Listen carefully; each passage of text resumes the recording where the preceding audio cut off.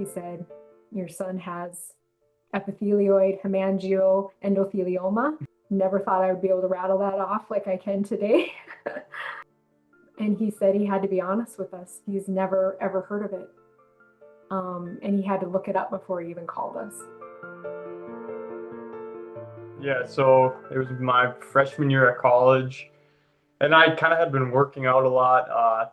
So I kind of thought at first it was just maybe I tweaked something in the gym or something, and I started getting like abdominal pain in my would have been my right side, and it started to get bothersome for a couple days. Thought I don't know, maybe a stomach ache. I didn't really know at all. So then I called my mom and was like, okay, well, we should probably get this checked out to make sure it's nothing. And we obviously thought, it probably was nothing. So we went in and I got my x-ray. And at first the doctor said like, we don't think this is anything. They thought it was H. pylori. H. pylori.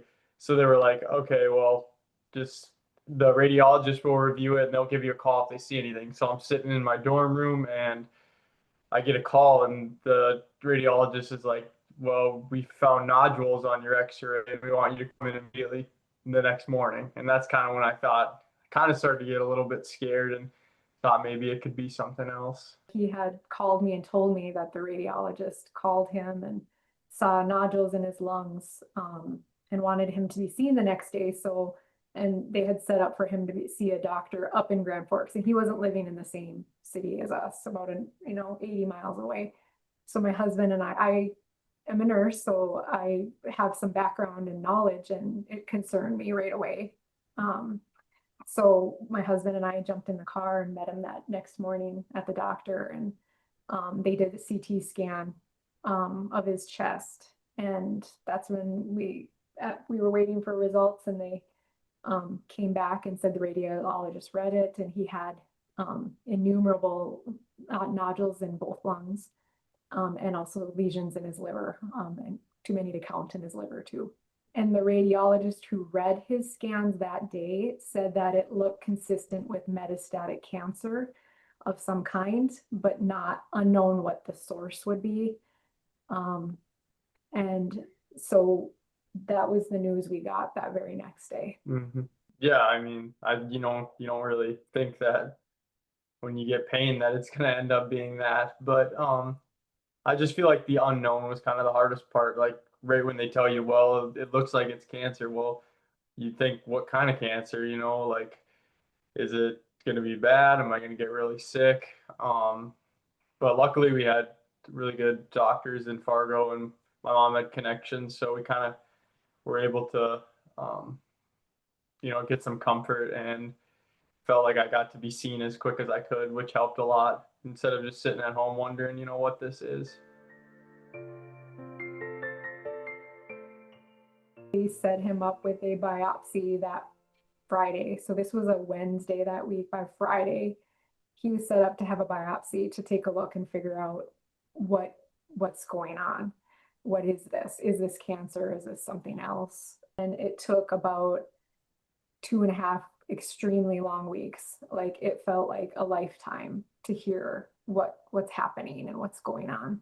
He was 19 years old, super healthy, was just kind of that age where you're transitioning to a new, from your pediatrician to your primary care doctor. So he didn't even have a primary care doctor yet. So we had established with a primary care doctor in the meantime to make sure we had somebody to connect with.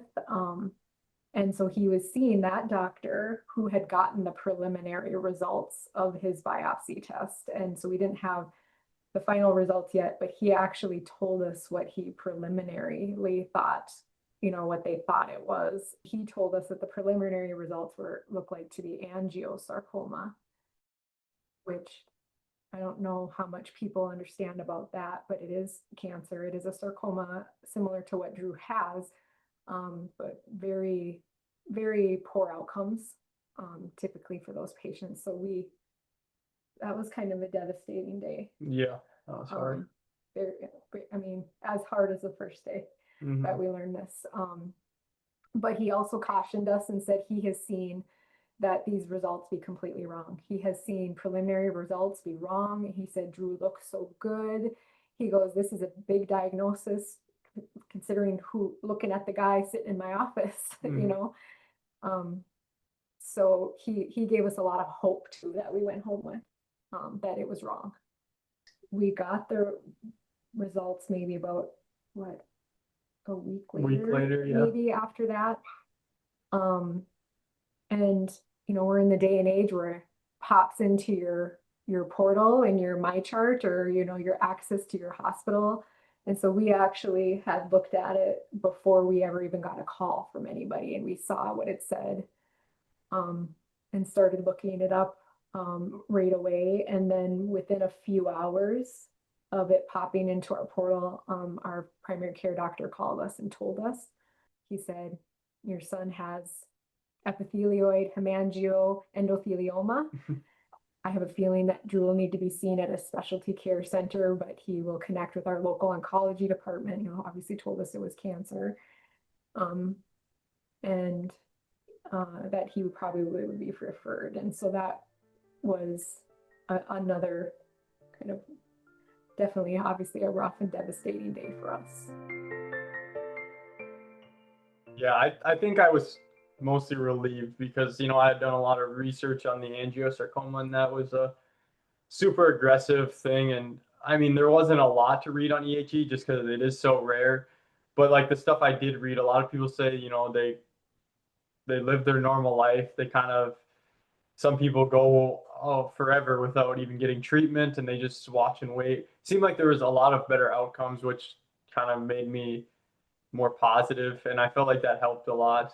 You never think to, as a parent, like when you're handed a cancer diagnosis, when we finally got that final diagnosis, that you would feel relief. Like, but on the alternative of what we were told, or you know, told a week prior, it was a bit of a weight lift. It's still heavy, still hard, but yeah, a much like, okay, there's a lot more hope. There seemed like there's a lot more hope in this diagnosis than there was the last one we were told. So we got referred to Mayo, which we were obviously super nice to have Mayo in our state. And the initial oncologist that we met with said he has been treating patients with EHE, which also was a relief because here in town, the doctor had never even heard of it. So it's nice to know that this doctor has at least seen it before. He knows stuff about it. And then he said that he had done some like presentations with the foundation, which was also nice. So he said he works with the foundation. He knows people on the foundation. And I felt like kind of just establishing care with Mayo was also kind of a relief, just to know that they've seen it and I'm not like the only one with it that they've ever treated. Definitely. We felt, well, first and foremost, and we found the EHE Foundation website, which really helped us to feel, you know, number one, where are the experts? That we were able to find a list of on that website of sarcoma centers that specialize in this, and of doctors that specialize in this. And so when we were referred to Mayo, we right away felt, okay, are they on this site? We were like, are they on? And sure enough, you know, they were, and the doctors were, and we were, it made me feel so comforted to know that he's going to the right place and being seen by the right people. And thank gosh, it's close to us, close enough where we can drive.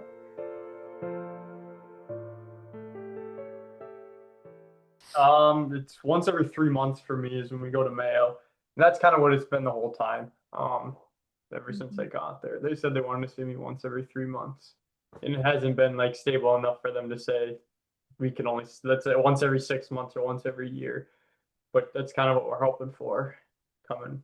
Our doctor was, you know, thought he looked really good. We don't know how this has been behaving, is what he said. And so his recommendation to us was to watch and wait at that time and just see, since he looked so good and his labs were good, everything looks good. He said, let's just see, and you know, come back in 3 months and kind of keep watching it and see how it's behaving, and not start any type of treatment at all.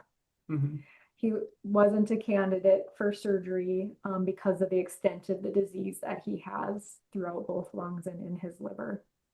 So that, although he had to see a transplant surgeon just to kind of look at him and just kind of make sure, get their take on things, they said no, not at this time. So it's not completely ruled out for him, but at this time they didn't feel it was a good choice. So we've been watching and waiting every 3 months, and he's been having very slight growth every 3 months. Like some tumors stay stable, but some tumors are growing 1 to 5 millimeters or so every 3 months. And so the hope, as we've been monitoring the last year and a half since he was diagnosed, has been that we'd hopefully see it stop. In July, at our visit in July, our doctor wanted us to start some treatment. He said, I think, we don't want this to kind of keep going along. We've been inching along here every time, even though he feels good. We want to introduce something to see if we can stop it. We agree. We agreed with that. So he started an oral treatment, sirolimus, in July. And he'll get scanned actually in November here to see if it's working. So the prayer and the hope, of course, is that it's working and keeping things stable. I'd say the main thing is just mouth sores. That's it. And I mean, if that's the worst thing, then I'll take it. I did the first month I was on it, I got a cold, and it ended up getting worse. And then I had got a fever, so I had to go in. So I had to stay in the hospital for 2 nights. But other than that, nothing. And they did give me when I was in the hospital, I did have to get a CT scan, and Sanford reviewed it. And from my scans a month and a half earlier and to that point, there was no growth, and that was very when I started the sirolimus to that point. So we're hoping that carries on to November. They extended it out another month, so like we're actually getting scanned 4 months from when he started the med, because at that 6-week mark or whatever, it was looking like no growth. So we're hoping, we're praying that continues. Yeah. I feel like letting people know is kind of hard, because they hear the word cancer and then they think, oh, well, you're gonna get really sick, you're gonna like, how long do you have left, like they have all these questions. But then you kind of start to explain to them, just because it's cancer doesn't mean it's going to be super aggressive, doesn't mean I'm going to get really sick. So kind of just like explaining that to them is hard. But my friends were all supportive through it, and that helped me a lot. Letting the family know is also kind of hard too, because like I said, they hear the word cancer and they freak out. But everyone's been pretty supportive, and if anything, it kind of like brings you closer to people. But I mean, we're just blessed. We're blessed with really amazing, good people in our lives. Drew has an incredible group, very large, incredible group of friends that he has maintained I'm talking tiny on up. They've gone to school from preschool to graduation, to keeping these relations with these amazing kids and their parents, and we're all friends, so yeah, they've been critical. And I think just to even realize, like, he has cancer, but he's still the same Drew. Like, he wants to hunt and golf and play basketball and just do all the things that he normally does. And that's really what that's all he needs, is to just keep being Drew and just live. I feel like at first I was like, kind of like, maybe I have to rethink things, like maybe I can't do this, can't do that. But now it's just like, I'm just a normal kid, I can do whatever I want, and I'm not gonna let this stop me or change what I want to do.